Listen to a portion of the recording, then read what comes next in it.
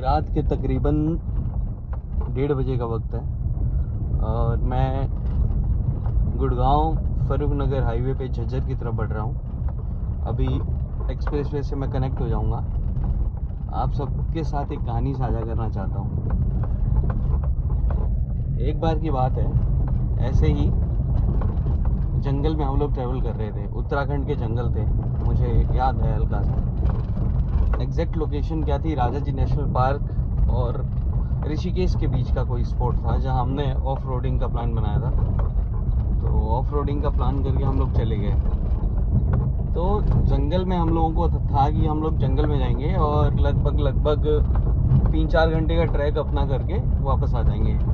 और ट्रैक का किसी को आइडिया नहीं था कि मतलब कौन सा ट्रैक है, कैसा ट्रैक है। तो एक अनएक्सप्लोर्ड सा एक्सपीरियंस करना था हमें, देखना था कि यार कौन से ट्रैक पे हम लोग जाते हैं और कहाँ से घूम के आते हैं। तो ऐसे ही करके था और हम लोग पैदल निकल लिए। तीन दोस्त थे हम। और जैसे पैदल निकले भाई, थोड़ा आगे जाके क्या होता है, जंगल जनरली मुझे तो एक्सपीरियंस है और साथ में जो मेरे साथ फ्रेंड था उसको जंगल का ज़्यादा एक्सपीरियंस है।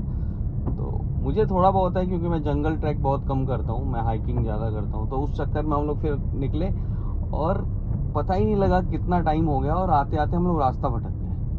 अब रास्ता भटकने के बाद हमारे पास कोई उम्मीद नहीं थी दूसरी कि हम लोग कहाँ सोएं, क्या करें, कैसे करें। क्योंकि उन जंगलों में सबसे ज़्यादा डर हाथियों का होता है। राजा जी नेशनल पार्क में ना हाथी, टाइगर्स भी हैं, लेपर्ड भी हैं, लेकिन लेपर्ड अगर 3 लोग हो तो लेपर्ड का खतरा नहीं है और एक तरीके से साथ हो तो टाइगर का भी नहीं है। लेकिन एलिफेंट ऐसा है क्रिएचर जिससे आपको डर के रहना चाहिए। लोग एलिफेंट को बहुत अंडर एस्टिमेट कर देते हैं। उनको लगता है यार हाथी है, कैसे यहाँ तक दौड़ लेगी, कैसे यहाँ तक कर लेगी, पर ऐसा नहीं है। एलिफेंट बहुत तेज़ दौड़ सकता है, ऑलमोस्ट 60 की स्पीड तक दौड़ सकता है। उसकी मेमोरी इतनी तेज़ है कि आप कहीं पे भी जाएंगे तो आपको वो पकड़ लेगा।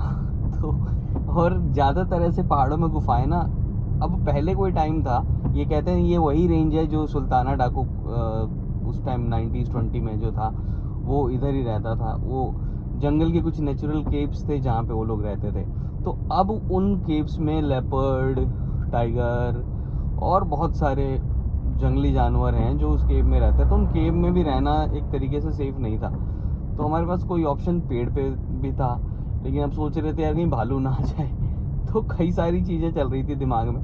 लेकिन फाइनली हम लोगों ने क्या किया, कोशिश की कि चलो हम आग जलाते हैं। एक सिगरेट पीने वाले भाई ने कैसे भी करके आग का जुगाड़ कर लिया और आग करके हमने जलाया। और ऊपर से बारिश का टाइम था तो सूखी लकड़ियाँ मिलना भी एक तरीके का चैलेंज ही था। लेकिन फिर भी हुआ जो होना था। बैठे हम लोग करते करते रात के 2:30-3 बज गए। तो ऐसी ऐसी आवाज़ें आ रही थी चारों तरफ से, जैसे जंगल को उतना भयानक रूप से मैंने कभी महसूस नहीं किया था। जंगल इतना खौफनाक भी हो सकता है किसी के लिए, वो मेरे समझ से अलग की चीज़ थी।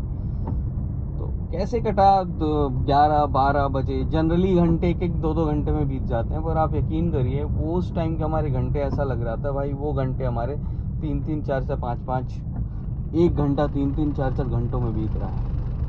बहुत टफ था टाइम। फिर कैसे जैसे तैसे करके सुबह हुई। और जंगलों में क्या होता है, अगर आप फॉरेस्ट के बीच में है ना, तो सनसेट तो बहुत जल्दी हो जाता है, पर सनराइज होने में बहुत टाइम लगता है। और क्योंकि पेड़ होते हैं, बड़े बड़े पहाड़ होते हैं, तो ज़रूरी नहीं है कि सूरज आपको डायरेक्ट दिख जाए। लालिमा छा जाती है सूरज की, लेकिन सूरज डायरेक्ट आपको दिखता नहीं है। तो ये सारी चीज़ें हो रही थी। तो करके लगभग 6:30 बजे के आसपास हमें थोड़ी सी रोशनी दिखी और बार बार यही महसूस हो रहा था यार कोई आएगा। फिर वो अजय देवगन वाली काल मूवी याद आने लग गई, जंगल में ट्रैप, जंगल में फंस गए। तो कुछ ऐसा ही गया। वो एक्सपीरियंस ऐसा ही है ना कि वो कभी दिमाग से उतरता नहीं है।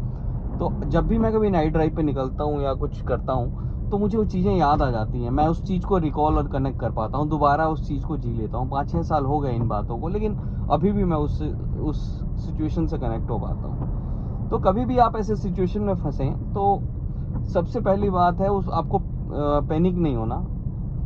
थोड़ी बहुत तो जंगल और जानवरों की नॉलेज हो, उसके बाद ही उतरिए इन सब चीज़ों में। बाकी तो मैं सलाह नहीं दूंगा। और हाथी को अंडर एस्टिमेट मत करिए। हाथी बहुत खतरनाक जानवर है जो जनरली हम लोग उसे अंडर एस्टिमेट कर देते हैं। चलिए, ये मेरी पहली कहानी है जो मैं एक कहानी कही से मैं अपना एक एक्सपीरियंस ही कहूँगा, जो रात को मैंने आपसे अभी शेयर किया।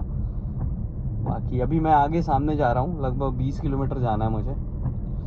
अर्जेंट किसी की तबीयत ख़राब हो गई है किसी रिलेशन में, तो उनको लेके आना है। तो बस चलिए ठीक है, मिलते हैं अब अपनी अगली स्टोरी में।